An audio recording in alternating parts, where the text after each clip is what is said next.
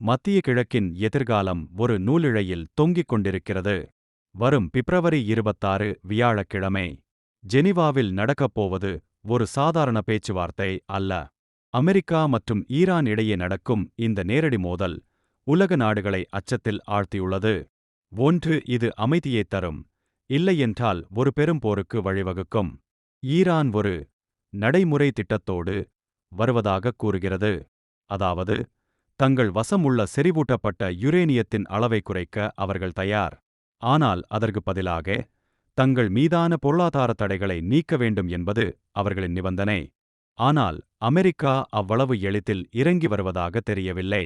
சிவப்பு கோடுகளை தாண்டி ஈரான் செயல்படக்கூடாது என்பதில் வாஷிங்டன் உறுதியாக இருக்கிறது.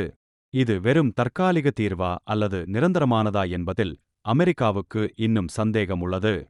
இந்த பேச்சுவார்த்தை தோல்வியடைந்தால் உலக சந்தையில் பெட்ரோல், டீசல் விலை விண்ணைத் தொடும். அது மட்டுமில்லாமல் ஹார்முஸ் ஜலசந்தியில் இராணுவ மோதல்கள் வெடிக்கவும் வாய்ப்புள்ளது. அமைதி நிலவுமா அல்லது போர் மூளுமா? உங்கள் கருத்து என்ன?